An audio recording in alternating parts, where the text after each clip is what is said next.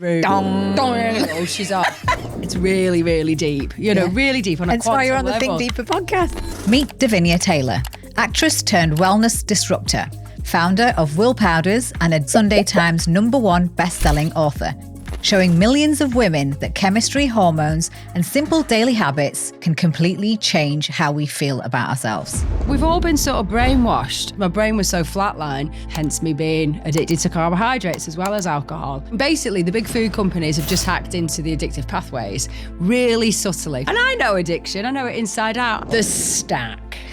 Are we buying promises here or are we buying results? Yeah, these supplement companies just get the cheapest one, white label it, and then put it in a snazzy bottle. It's confusion though, isn't it? What's the most bioavailable? What's the cleanest? Where's it manufactured? And I will out companies. What I'm trying to do with Will Powders is like 3 things that people are probably buying off the shelf that they shouldn't be. What supplement should everyone be taking non-negotiable? it's a forgotten molecule, but we do all have access to it. Wow. Seed oils, creatine for women, Ozempic. What's your verdict on this?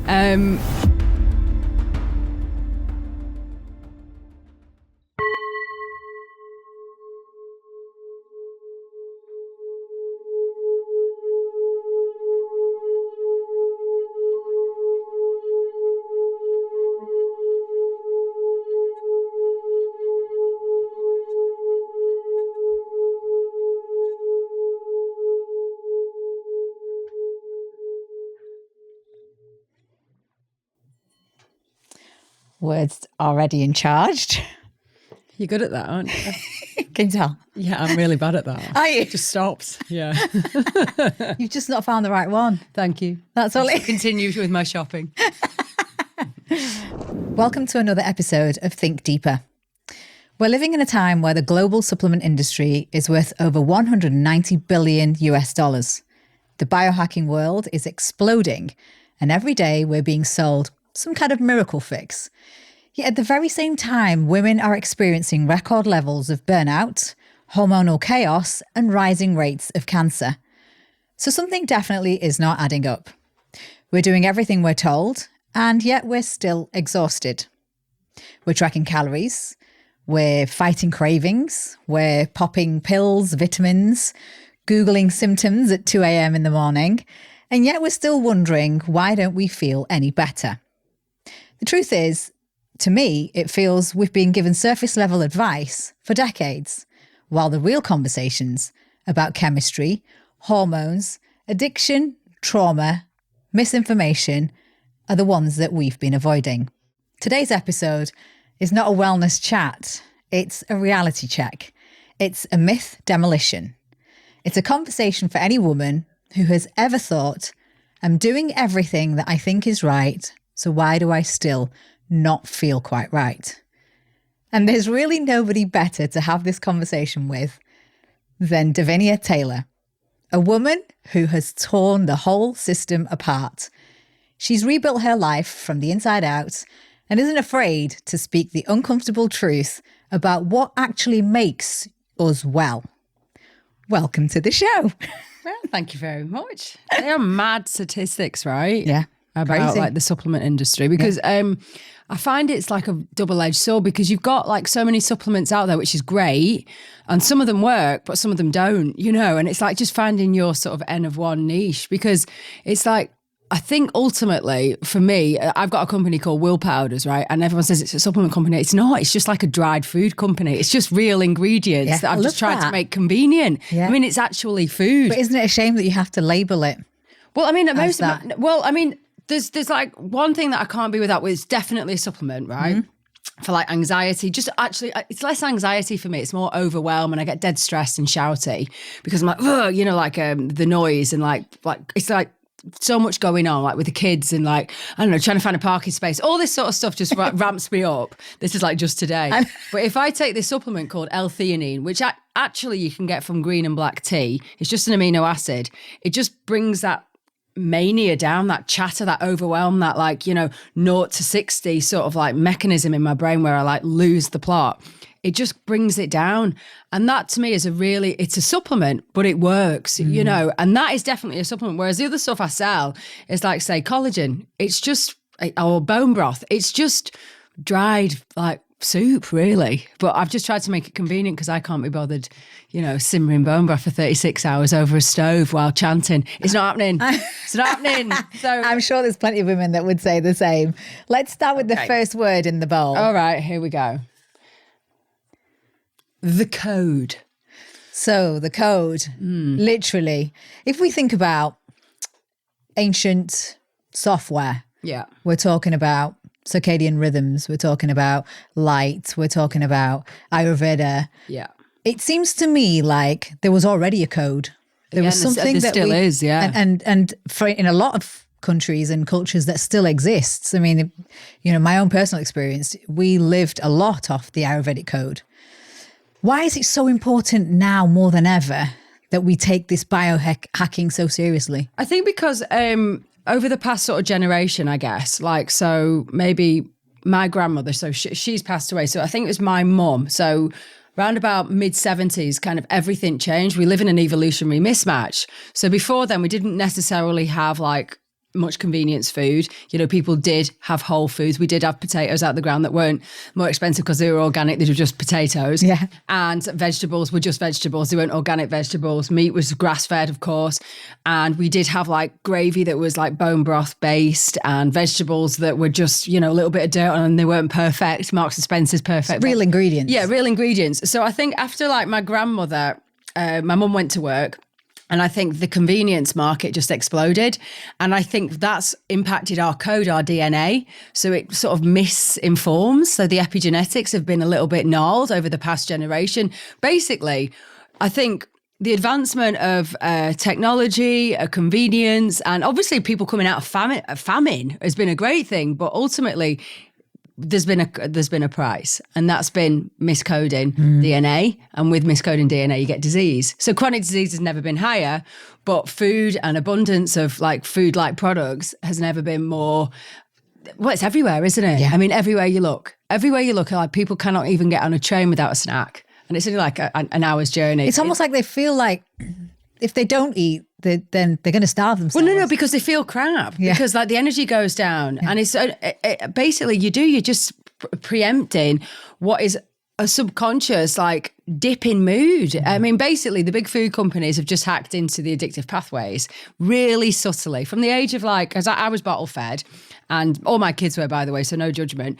I mean, straight away we were straight on glucose and seed oils, and say what you want about seed oils and glucose, but they are very addicting, and that's the end of it. So, we've all... So that was the point, was it? Well, maybe, we don't know. But I mean, who owns the food companies? Well, there's only 5 big hitters that own them, really, the ones that you'll understand, and there's probably somebody above that. But I mean, ultimately, it's no conspiracy. It's just a brilliant business model. Yeah. It's brilliant. It's capitalism at its finest. Get people addicted to certain food ingredients from the first day of their life, and you've got a customer for life. And then, of course, you've got pharmaceuticals that come in and solve the problem, solve the symptoms of these chronic diseases. It's a business model. It's not conspiracy. It's just capitalism working brilliantly, and loads of people get rich, loads of people get ill, and then they get a bit better. It's perfect. And then you can advertise it, and it's, everyone gets enjoyment out of ultra processed foods because you're I can't wait. I love that. I love Mint Aero. That's my kryptonite. I love Monster Munch. I mean, what? And it's green. How about that? Yeah, exactly. It's green. Yes. Yeah. So it's just there's nothing weird or conspiracy. It's just big business doing what it was born to do. But let's now look at the future, because for me, this self-optimization seems to be turning into some sort of self-obsession because of the accessibility of information, social media, the fact that you're constantly living this way of life that you think you're living, but actually you're not, or you're constantly comparing yourselves to other people. So is this now a sense of this? Is it enlightenment? Is biohacking enlightenment, or is it escapism? Well, I mean, for me, it was survival. I mean, I had to change what I put in my mouth because my brain was suffering. And from that, the trickle-down effect is my kids are suffering because they don't get the best me. I mean, I can run a marathon now. I really couldn't 10 years ago. 10 years, I'm nearly 50 now, and I couldn't when I was nearly 40. That's weird. And I was just actually considered normal in general practice. So for me, I'm always in survival mode because I don't want to go back to the misery. Why do I? Why do my kids want to see bad-tempered, knackered me who just wants to watch daytime TV? I mean, that's like boring. I mean, I can't be bothered doing anything. I couldn't even be bothered going to the supermarket unless there was a parking space next to mother and child. I'd literally drive home because my brain was so flatline because it was just like, it wasn't metabolizing glucose anymore. It wasn't metabolizing carbohydrates anymore. It was just insulin resistant. And no doctor's going to tell me that. I had to figure it out for myself. Yeah. So it's like, no, it's survival for me because there's temptation everywhere. And I love shiny new things. I'll always go to the next shiny new thing. You know what I mean? Yeah. So I'm like, I find it really interesting. And if I can optimize myself a little bit better, like today, weird, you just did that gong thing. I've seen a gong bath. That's the new ice bath. And my eyes lit up. And I'm just like, I'm just waiting for the kids to get ready. And it came up on my feed. I thought, I am getting myself a gong bath. I'm going to put myself in it because that for me is, I'm going to spend my money on something. It'd be really good for you, actually. It'd be great, and that. Oh, wait, there's an actual physics. There's a physical gong bath. Like this, so we're not talking about going somewhere where they play this. You can get it and put it in your sitting room if you want. What? And I'm like, when the kids are kicking off, I'm going in my gong bath. Do not come in the room. Dong. Oh, she's off. But for me, that's like really interesting because it's not just. I mean, obviously, I'm looking at it on my phone thinking that looks fabulous. But then you get into the whole frequency thing and then you get into quantum physics. And the deeper. Yeah. And then you get into flipping cancer and you're like, hang on, everything is. And it gets really, really deep, really deep on a quantum level. That's why you're on the Think Deeper podcast. Yeah, exactly. But it's like, oh my God. And I thought of you and I thought, she's going to have one of them by January the 1st. I wouldn't have the bath though. Why not? Because you need to. You could put your cat in it. Because there's a whole science. Well, my dog, funnily enough, whenever I used to go to gong baths, I used to take her with me. Yeah. She'd go and sit under the gong. There you go. Literally, because they just love that whole frequency and the energy of it. But it is, I mean, I've seen a lot of people be a lot calmer and it really affect them in a positive way because it aligns their energies. Of course. That's why I do it with you as the guest. Of course you do. Yeah. So I'm going to get one. All right. And I'll invite you and you can come round to my sitting room. I'm excited. Let's pick another word. I'm going to say, I've got to put my readers on just in case you've done it dead small. The change. Okay. So, we talk about the change a lot. As in the menopausal change. Yeah, absolutely. The menopausal and the perimenopausal. Could we start by just one myth that you think is just out there regarding the perimenopausal stage for women, which almost leads women into suffering in silence? Well, I mean, again, like harping back onto what I just said about an evolutionary mismatch, we are having children later, which is great. My best mate's an older mum, but obviously that can come with hormonal disruption because I went through IVF and everything. Great, I've got my kids, but I think that does jolt you from what nature intended. But science is fabulous, but ultimately we are still sort of ancestral beings living in this futuristic world. So I think like what you said in the opening piece, you've got light, you've got energy, you've got sound, I mean, even looking at the white lights here and the blue light hitting us, this is wrecking our code. Yeah. So I think we do need, women in particular do need biohacking, which sounds crazy, but all it is hacking into your own personal biology, because what might stress me might excite you. Yeah. What might calm you might bore me to tears and just ramps up my flipping overthinking. So what I'm really excited about the whole perimenopause conversation is that actually you are N of 1, your perimenopause might not be the same as mine. Same with childbirth, same with your periods. We need to start taking ownership of ourselves and things like tracking your sleep, tracking your blood sugar, tracking your ketones. You can do that now. It will actually give you insights into your personal biology so you can do you. I mean, I do better I've got ketones here all the time. I do fine with that. I don't feel the need for HRT. Well, that was my question. I don't. I'm like, how do we feel about this? I mean, I'm like, yeah, if you need it, do it. Why suffer in silence? The technology's there. I'm not going to sort of like blanket say just because I don't, you don't have to, because I am living a different life to you. I'm living a different life to my neighbour. Mm-hmm. I've got different traumas. I've got different successes that I can lean into. Timelines are different as well, aren't they? Absolutely. I've had that conversation with my mum because I kind of wanted to see, because I'm going through that now. So I said to her, when did you start? And she was like, don't know. Scratching her head. And she went, she said, we were so busy just just working and just making everything work in the house and the kids and her jobs that she didn't even realize.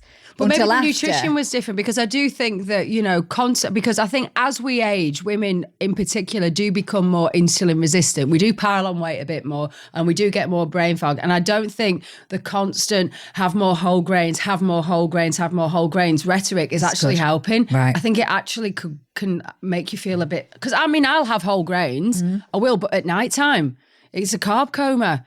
Don't do it in the morning before school, and then you've got to do the school run, then you've got to go to work, and then you've got to, I don't know, find a parking space. You know, that for me, I'm just like, I'm already like ready for bed. Yeah. It's just how your brain how my personal brain works. So it's more about self-awareness, isn't it? Absolutely. It's about constantly checking in with yourself and seeing what's working, what's not working. And remember, we've all been sort of brainwashed and almost like tricked into, you need these snacks, you need these drinks, you need these little breaks, you need it's just to bump up dopamine. Yeah. Which I think you can get from, so Mindy Peltz is massive on the whole intermittent fasting thing for women, but you can cycle it. And again, it's about self-awareness. And I'm sorry, but it's hard work knowing your body, because we're so brainwashed to think, oh, okay, it's Christmas, I'm going to have like parties, and I'm going to have like, because I'm going to treat myself, you know, I'm going to have party food, I'm going to have snacks, and then you're knackered, and then you've got to do all the wrapping, you've got to I mean, I've still got a 9-year-old, I've got to do that flipping 2 a.m. in the garage, freezing with sellotape, doing Father Christmas stuff, while I've got an 18-year-old who's going, any chance of her can have some money? You know, there's so much going on. Yeah. And then I'm meant to somehow know how I feel as a woman. I mean, all great. Feminism's great, but we're not only working full time, we're still mothering full time. We're still doing there's a household full time. So for me, having little tricks like knowing that I can use ketones throughout the day to get a busy day done and use carbohydrates at night to sleep works for you. Works for me, and I think ultimately a lot of people do. I feel the same. Just so people can kind of understand, like in terms of symptoms and signs, what should women be looking out for the perimenopausal? So like the weirdest one for me, and I've done a simple hack, is the shoulder. Like this sort of like stiff shoulder, the lack of mobility in my shoulder. And it's to do with lowering estrogen. And people are like, yeah, I know. You get a weird stiff shoulder. And it's like totally... My shoulder's always stiff. That's like a thing. And you're like, you know, I know we've got all the usual stuff like brain fog and weight gain, but it's the shoulder one. And that's the only reason why I'm thinking about HRT, to try and, because there's obviously some sort of joint issue there. However, I've gone and got myself one of these pillows. And is this the one where you sit in? Yeah. I've seen it. I really rate it. But then, of course, the lunatic in me is thinking, what weird plastic materials in there off-gassing into my brain. Yeah. But I tell you, I've not been... Has it worked? It's worked. Oh, wow. And it's the weirdest looking thing. And you know, my husband's like, you look ridiculous. I've got earplugs in, eye mask on, I've got my weird pillow. And then I'm like, okay, I need my mouth tape. You know, and your nasal strip. And I've literally got cozy cotton pajamas on, all tucked in. And that's off in the next bedroom. And it's just like, oh my God, what? We're watching Landman at the moment. And there's like a woman on it who's like the sexiest thing going. He goes, can't you be more her? And I'm like, absolutely not, mate. I'm biohacking and I'm basic. So do you want me with a gnarly shoulder and not enough nitric oxide in my head? You'll have horrible me. This is the best you're going to get, mate. And he agrees, obviously. Whatever. Yeah, he's not arguing, is it? I would recommend check in with your mates and say, has anyone else got this weird shoulder? Yeah. It's a classic perimenopause sign. Thank you for sharing. We'll definitely do that. But I'm going to up my collagen and up my good fats, and hopefully that'll help with the whole joints. But, you know, that's made me think, because otherwise I feel fine. I mean, I've always been scatty, so there's nothing new there. I've always been... It's not a new symptom. No, I've always walked into a room and gone, what? From the age of 11, I've gone, why am I here? So that's completely my norm. So, like, you know. Let's pick another word. Okay. Myth busting. So this is it's a quick section that we'll do. And it literally is quick fire round. So you just need to answer. Okay. Yep. Okay. So myth busting, intermittent fasting for women, is it good or bad? Great. Is there a rule? Work with your cycle. I wrote about it in a couple of my books, and work with your hormones. Is it different for men and women? I'd say so. We are very different, even though the medical board would just say we're small men. We are absolutely no, we are not just small men. Seed oils, are they inflammatory or is it a myth? If so, when we say seed oils, can you name 3? Okay, so my rule of thumb is just go for natural oils. So anything that's not really been pressed in a factory. So that would be your rapeseed oil, your sunflower oil, and your just normal sort of like Crisco, like veg oil.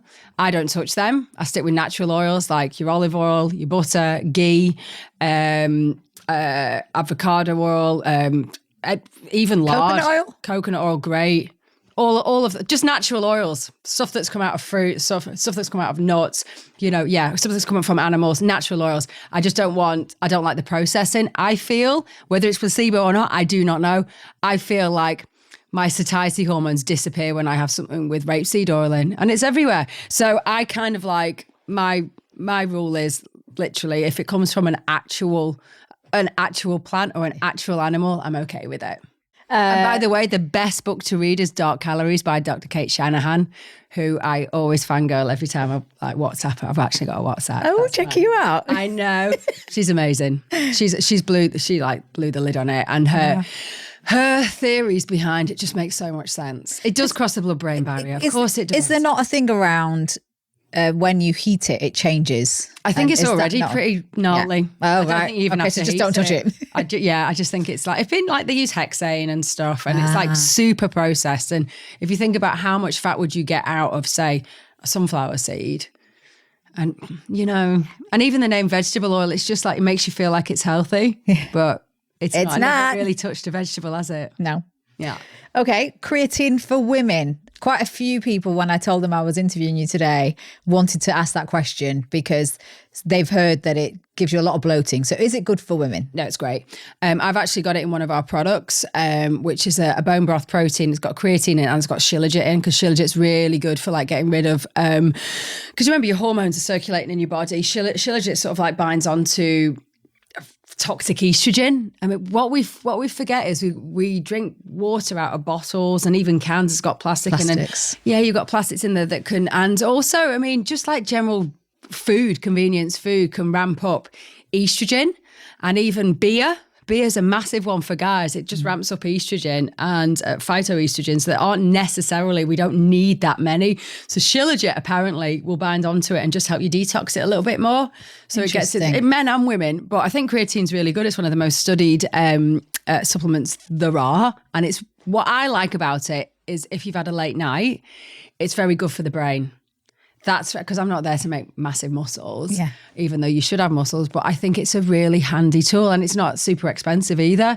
I'm looking at more creatine that could be more bioavailable. Nice. I'm looking at that as another product because I think it's really useful, because again, living in an evolutionary mismatch, we've got blue light on, overhead lights, we've got the telly on. I watch Netflix Cognitive all the time. function needs. So we should be going to bed at like 9 o'clock or maybe at sunset. I'm like that, watching the telly till 11. I love that. Thank you for being so honest. And it's in my bedroom and it's massive. Yeah. It's my favourite space in the world. Well, anyway. I know, but I'm no Puritan. No, I'm just doing what makes, it's my happiest place in the world. But I am in like a zip up sauna while Matt's in bed. Yeah. And I've got a hydrogen unit that like pumps up hydrogen through my nose while watching like Landman or whatever. Great. I love so that. I'm trying to balance it. Yeah, but that's fine, because if that works for you, then it does. It's It's my glass of wine, really. So you mentioned shilajit. Yeah. Ashwagandha, because again, there seems to be a lot of confusion around it. So a lot of people take it every day, exactly. So is ashwagandha something we should be taking every day for a long period of time or not? So Denmark have banned it. But my personal take on it, in case of emergency, like divorce, bereavement, moving house, or I don't know, whatever your bloody 18-year-olds just got up to last night, that I think is great. It will take the edge off. But much like some antidepressants, if you're not clinically depressed, it can cause anhedonia, which is like an indifference, like a joy, lack of empathy, just like flatline. Just a meh. Yeah. Yeah. And I'm like, oh my God, that's not what it's about. So I prefer things like L-theanine that just bring that cortisol down, which again is just from green tea. But yeah, ashwagandha, I like handle with care. But it's everywhere. It's everywhere. But I've tried it when it first sort of came out, all excited. But And then I started going a bit deeper and I thought, oh, hang on. This sounds, I'm all about the joy. I'm all about the excitement. So it's great. So for something that you need a fix, it's great for that, but don't do it kind of long term. Well, I mean, I personally wouldn't. Okay. But, I mean, there's so many people are in chronic stress anyway. But I mean, there are other it may work modalities that might help, like red light, saunas, like sorting out your liver where you keep stress. Yeah. 3 things that people are probably buying off the shelf that they shouldn't be. Multivitamins. Great. Yeah, those. Because they'll be of the gnarliest white labeled multivitamin that are probably not the best. They're all synthetic. You've got full of fillers, but ultimately the cheapest type of vitamins just to get, like the cheapest type of vitamin C, the cheapest type of B vitamins, I don't really actually think it does any good. And I think and these are big brands, aren't they? Huge.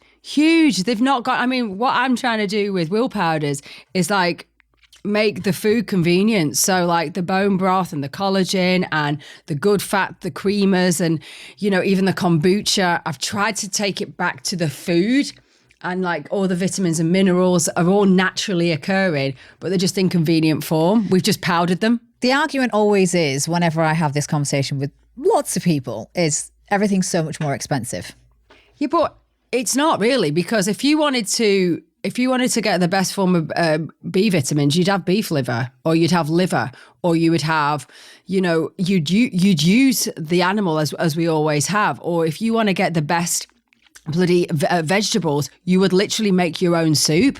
It's time. Yeah. You're never going to get that from the convenience. Yeah, you're paying for the convenience. But I mean, you're never going to get that out of a bottle in Holland and Barrett that's like come straight off China and white labelled. Yeah. It's not. This is why they can charge you a penny for the second bottle. Yeah, exactly. Think about it. So I'm trying to come away from the supplement industry and go into, this is just convenient food, but it's not like, Mars Company convenient food. There's very different levels of like ultra processed food versus processed food. And actually, even like what's happened with the folic acid in bread. So I love Jason's sourdough. Yeah, me too. I can't be arsed baking. Yeah. No, it's just not in my repertoire. I just, no.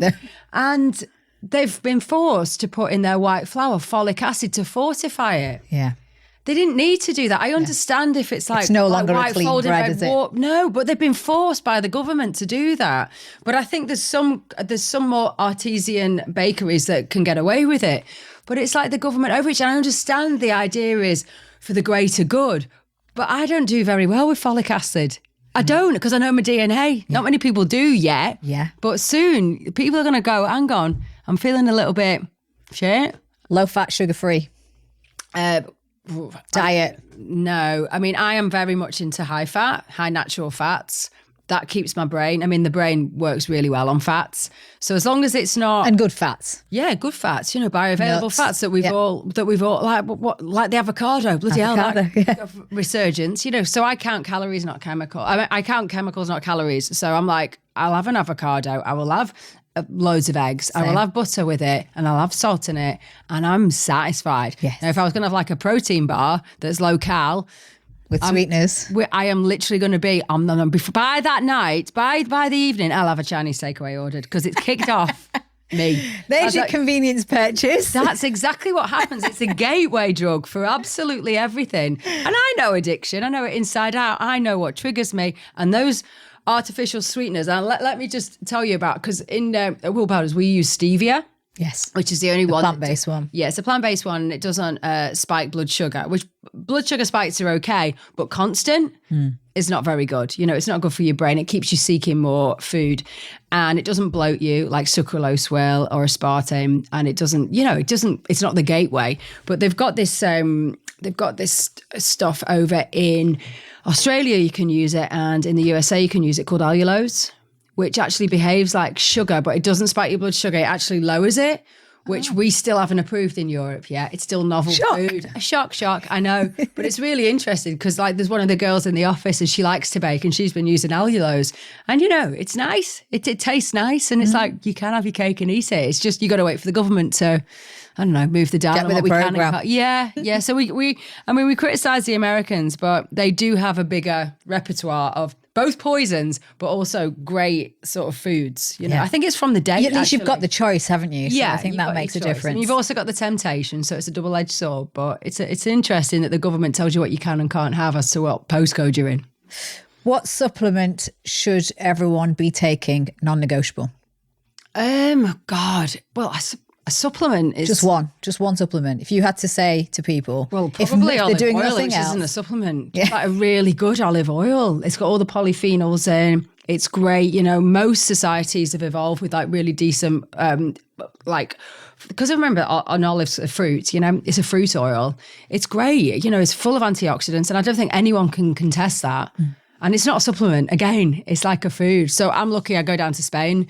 And I get some because I harvest in September, and we get some. And I don't sell that. I wish I did, but I think that's fabulous. And it's you can't argue with a humble olive oil. I want to run the last bit of the myth busting with Ozempic. Oh yeah, just because you're in wellness. I know when we've met at an event and ladies have come up to you and just said, "You've changed my life because of X, Y, and Z." And so you're obviously having a lot more dialogue around the whole Ozempic and Mounjaro and all these other brands that are out there. What's your verdict on this? So I think GLP-1 came onto the market too early, because now you're looking at GLP-4 without the side effects like blindness. Wow. And like bowel paralysis and, you know, and anhedonia. But people, their mood's gone because it's hacking into dopamine. So I think, well, the genie's out. It's out the bottle now. Everyone's understanding what peptides can do. And I'm a big fan of like looking at this peptide industry. The FDA in America just want to shut it down, because peptides, all they do is they send a message to your body to say don't eat or grow hair or get more muscle mass. And this will change. This will empower literally everyone, because they're not exactly expensive. Your body naturally produces them anyway. And science or the biohackers are already like using them. I mean, even the gym bros back in the day, they've been, there's a guy called Jay Campbell in the States, him and his wife, they look insane. And they're like, I mean, they still work out because they've got the energy, because they're hacking into their brain. They can still do that because they're doing like, they're using sleep peptides, you know, even though they're traveling the globe. I mean, these peptides are literally putting control of your body. He's got like a stack called the Wolverine stack. And I'm like, I do not want, but that's where it's going. I mean, That's the Americans in it. They always take it one step too far. Yeah. But it shows you can like, so your hair grows better. So your eyesight's maintained. But we've got GLP-1 on the open market, which I think got out too quick. Mm-hmm. So I think in the next 24, 48 months, we'll be around with GLP-4. That'll be there. And I mean, retatrutide's everywhere already. And what does that mean in layman's terms? What does that mean? What's it doing to people? Okay, so GLP-1 just stops appetite, which isn't ideal because we actually need nutrients and ingredients to get our DNA to fire up. Hence the side effects. Hence people going blind. Hence people's bowels not emptying. Hence all these like really awful side effects, sarcopenia and osteoporosis. I mean, really huge debilitating conditions. So what these like GLP-2, GLP-3 are doing is it's got a similar sort of like reduction in appetite. However, it's not making you lose muscle mass. The side effects are being mitigated. And I think, because I'm not totally in it, it's on my horizon. Yeah. I think GLP-3 actually switches you into a ketosis state. It puts you into a fat burning as opposed to just calorie deficit. So what the excess body fat will start burning for you as opposed to you're just starving yourself, which for me is great. So basically, so that's ketosis. Good. Yeah. So I'm not adverse to anything because I'm optimistic. I'm hope. I'm like, oh my God, look what we can do. And I mean, just think what I can do for, you know, addiction as a whole. You know, people say there's no such thing as food addiction. Are you kidding me? All of a sudden GLP-1 comes in and everyone's, I mean, I read an article whereby the American Airlines, I think it's Virgin as well, are saying they have to buy less fuel because the weight of the planes has gone down since GLP-1's come out. I mean, this is a global, it's affecting the oil industry. Yeah, the statistics you know, are crazy. It's insane. Yeah. So there is power there, but let's hope it's not misused. So you end up having to have, you know, more meds for the side effects. I mean, again, it's going back to big business. Big this is the thing. Okay. Where is it going to take the world? The stack.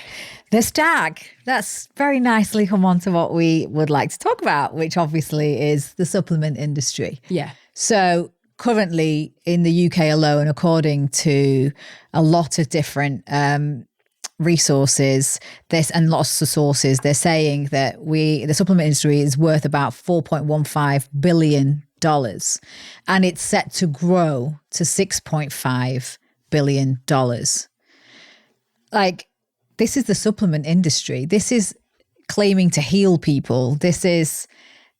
People are thinking they're going to get fixed if they take any form of supplement. Are we buying promises here, or are we buying results? Yeah, there's a bit of both. I mean, it's a bit of both. It's like Nike trainers. How many lads actually just do it or just go to the pub in the Nike trainers? You know what I mean? Yeah. So you buy good intentions. I mean, what I try and do is every company like I invest in or I promote, I try and make sure I just know the supply chain.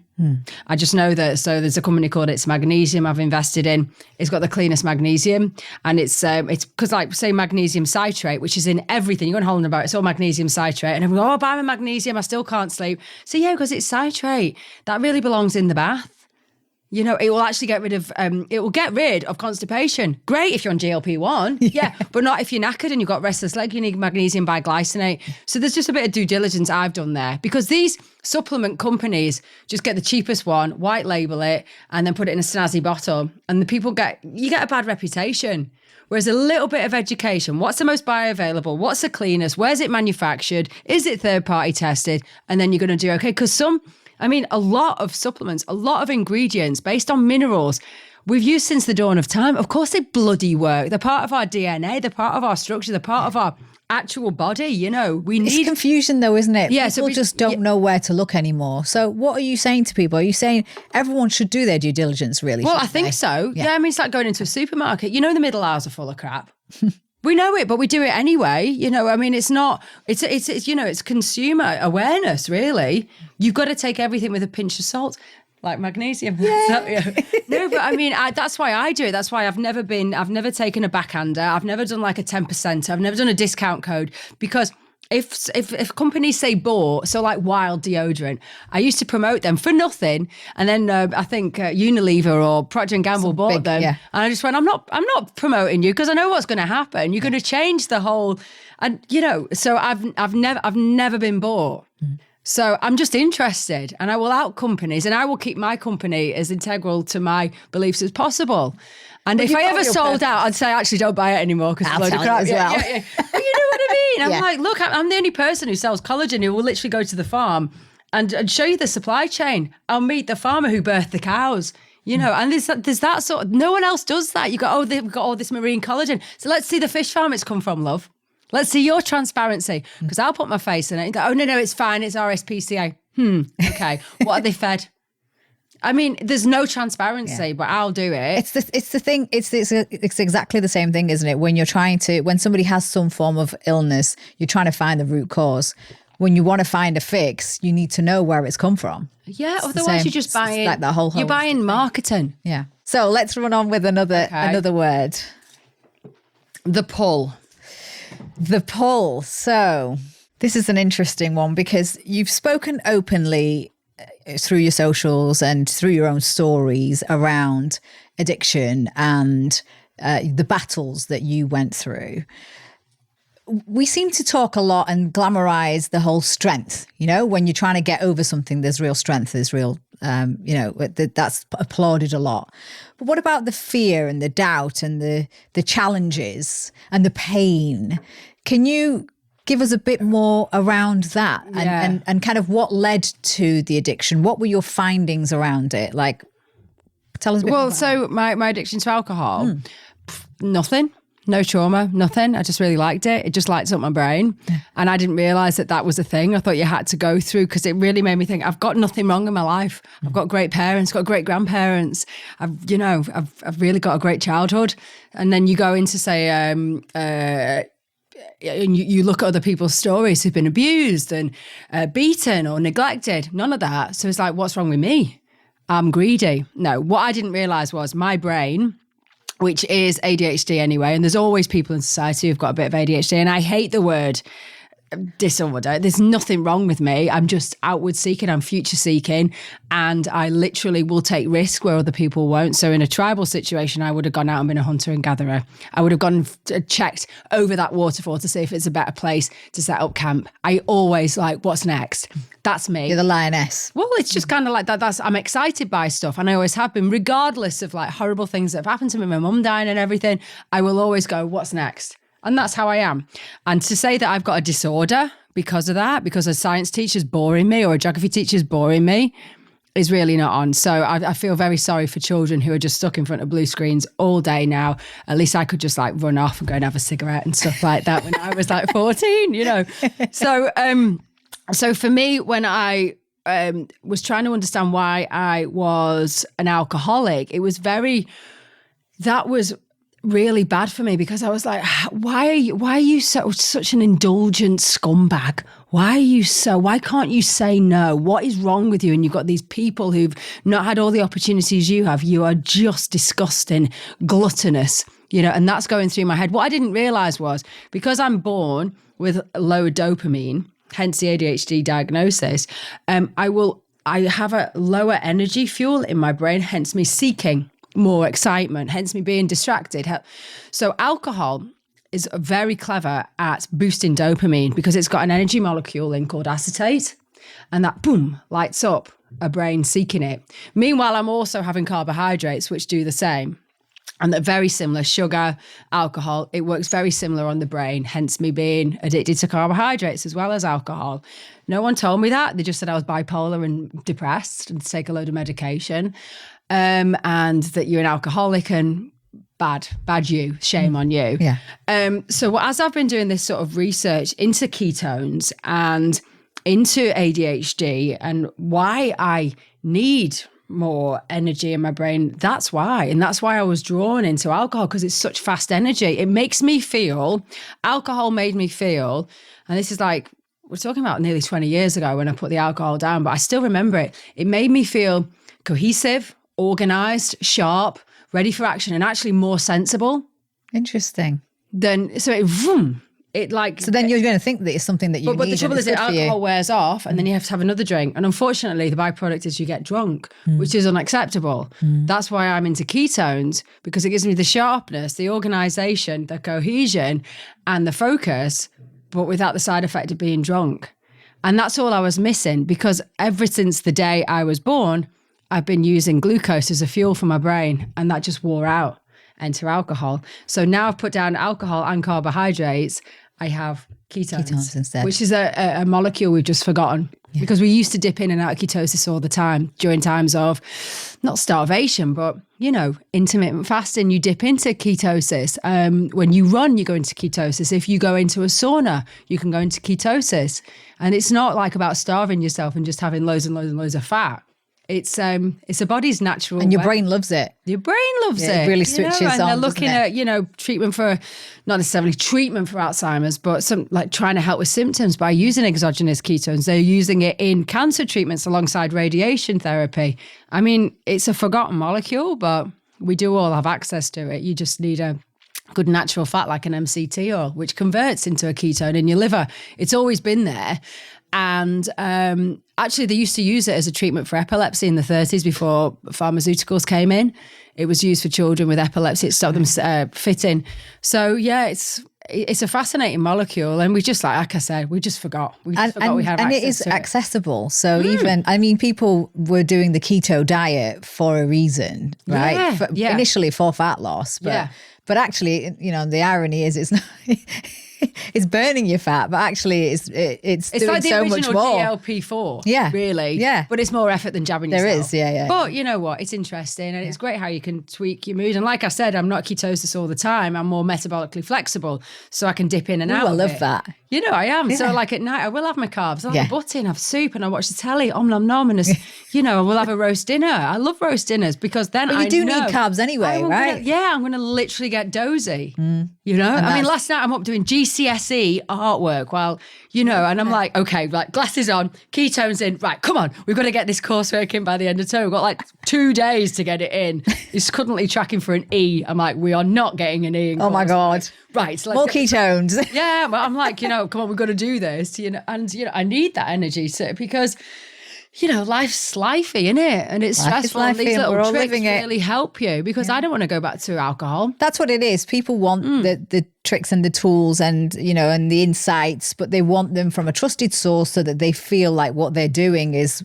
worth it. And I think a lot of people are probably at the end of the tether now. Because no doctor's going to tell you that. No. They're miles away, they're 20 years away, because literally there's a brilliant metabolic PhD called Benjamin Bickman, and he's talking about it right now. If anyone's confused about this, look at Benjamin Bickman. His talks are fascinating, and I think he's over at Stanford or whatever, but there's a time lag, right? So what he's talking about right now and brain metabolic flexibility is 20 years away from being in the doctors. It's called from bench to bedside. Wow. So I think it's between 17 and 20 years, the time lag. So that's a great, and that is a fact. It's 20 years. What Benjamin's talking about right now will take 20 years to come on ITV. Bedside. You know what I mean? And I'm like, I've got 20 years to wait. I'll be flipping 70. And you'll still be... To get someone to go, oh yeah, you were right about that. So let me talk you through, because you're a vegetarian, aren't you? I am. But you're not vegan, are you? No, I'm not vegan. Okay, so vegetarian, this is great for you. So you put this is like going to push you into ketosis. Think of it as just a coffee or a tea creamer.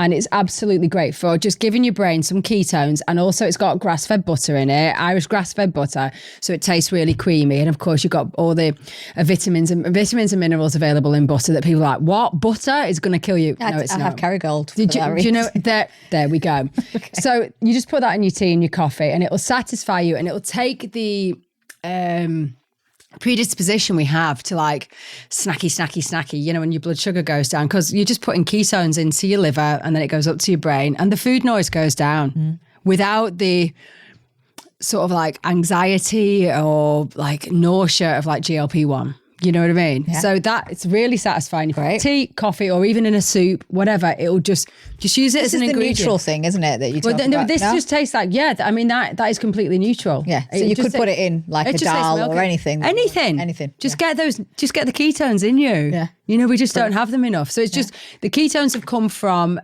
coconut oil. So basically you've got coconut oil and there's all these fatty acids, but you've got like 10% are MCTs, which are medium chain triglycerides, very small. So it's got 8 carbon atoms in it. It gets a bit sciencey here, but it's only 8 carbon atoms, which means it's small enough to avoid the digestive system. And it gets into the lymphatic system where it goes down to the liver, and the liver goes, great, MCT, medium chain triglycerides, let's flip this, turn it into a ketone, and it hops a ride into the bloodstream up to your brain. So within about 5 to 15 minutes, you'll suddenly go, oh, actually, I'm all right. I don't need to go to Starbucks and get myself a muffin. Yeah. And that's all I'm trying to do. Yeah. Just give you a bit of control back. Bypassing. And these are fabulous. So these are from green tea. So this is an amino acid I was talking about earlier called L-theanine. And it's green and black tea. And within about 15 minutes, again, you'll take the edge off. And so I really get triggered at the airport. I don't know why. I always feel like I'm going to, I don't know, either get arrested, lose my passport, lose a child, or I don't know. I don't know why. I'm just on high alert. And I do much more dangerous things than go to T2.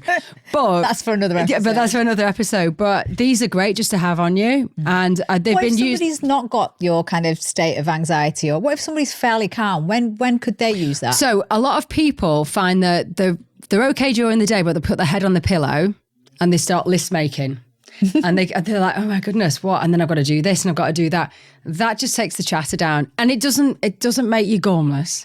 It doesn't make you tired. It just takes the edge off. It's really good. In fact, if you combine this, right, because I have coffee at 4 p.m, because I've got to do the school run and GCSE artwork that nobody else cares about. If I have a coffee with 2 of these, you don't get the insomnia later. Because the amount of people that say, oh, you don't have a coffee after 12, I said, what? My day has just started, fool.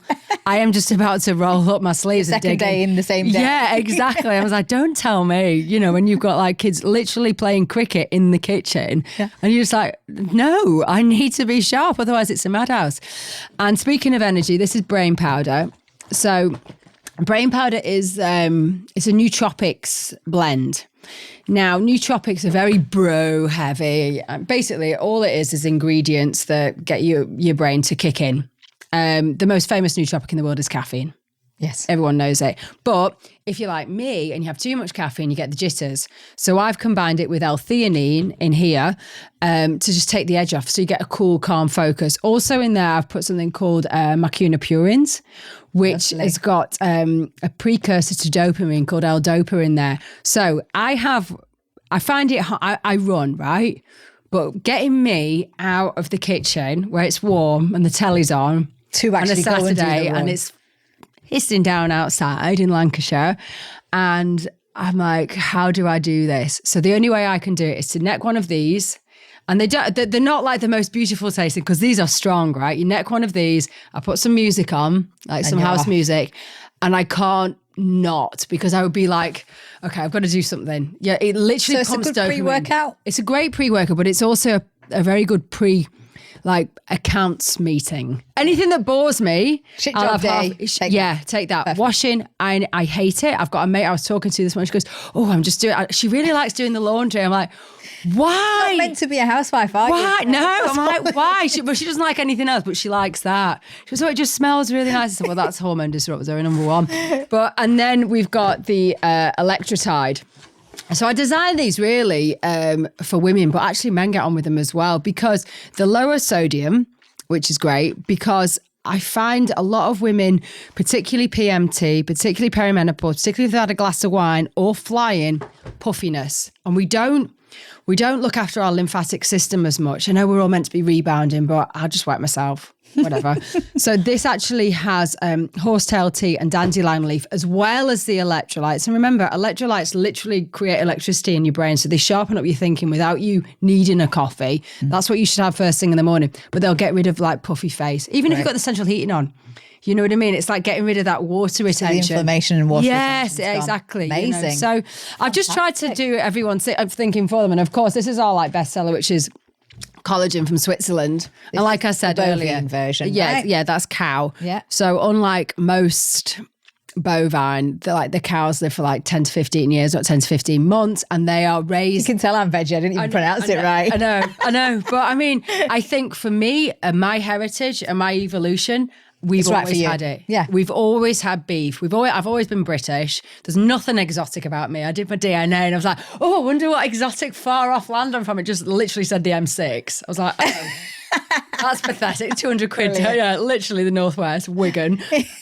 So I've been raised on beef. You're concentrated. You're real. It's just not very glamorous. You're not hybrid, so it's no. Right. So what's this one at the back? So this again, I don't do vegan or vegetarian just because I'm trying to keep it to. I mean, I'm just trying to keep it as real as I can. Doing what it's supposed to do. Exactly, our ancestral. So this is Scandinavian bone broth. So again, it's got that grass-fed, regenerative farming, old school, traditional farming. And what they've done is the Vikings obviously were, and the Aztecs actually, were very good at bone broth. Nice. And it used to be in everyone's stew, everyone's gravy. And we've just forgotten how to use it. It's 36 hours and then we just spray dry it. And then we have flavoured it with milk chocolate, so using cacao and the keto powder. So this will keep you in a ketogenic state, but it's also got full protein. So there's none of the blood sugar spikes. Dipping, yeah. There's like 6 ingredients in there. Compare that to something like, I don't know, one of the other competitors got like 45 ingredients, and it's all to make you addicted. You'll have one of these and you go, I'm all right now. And that's so it's kind of like the opposite. Yeah, but it's do the opposite. That's the thing, isn't it? Is they're looking at it and going, oh, there's all these things. And so that's why I pay. But actually the price is probably half the price. It's super cheap. Like you get plant-based, you literally get plant-based soy from China in a protein shake. First of all, you're going to it's beans. It's not even pea. And it bloats you. It really bloats you and it makes your brain foggy because of course your digestion system's gone, what the hell is this? Whereas this is like oxtail soup, but it tastes like either a Mr. Whippy or we've got a neutral one as well that you can just put into a stew. Any food, yeah. Particularly with fussy kids because they've been raised, the school dinners are a nightmare. I'm like, I send my kids to school and I just ignore it. I just ignore it. I'm like, I can top and tail of the day, but whatever you're having at like lunchtime or dinner time is not my business. I'm just like, whatever. I give up. Sticky toffee pudding, and then they've got to do like double science and then rugby. Oh, meat-free Mondays, and I'm like, my kids really do not do well with just a bowl of pasta. They'll be asleep. Yeah. They just don't, genetically, they're just not geared up for that. And I feel like there's a lot of mums that would be having that same conversation because they're so much more aware now of what they should be feeding their kids. Listen, we could talk forever for hours. Thank you so much. It has been amazing. You were so insightful, so informative. I really hope that our listeners and our viewers will get what they need to get out of this. Go and get yourselves all of this goodness because you now know what's in it and you know why you should be having it. So go ahead and do that and share your journey with us. Comment, like, subscribe if you haven't already. How dare you? And let us know what you think of this episode. And thank you so much for joining us. Thank you again so much. It was great. It's lovely to hang out with you. Thank you.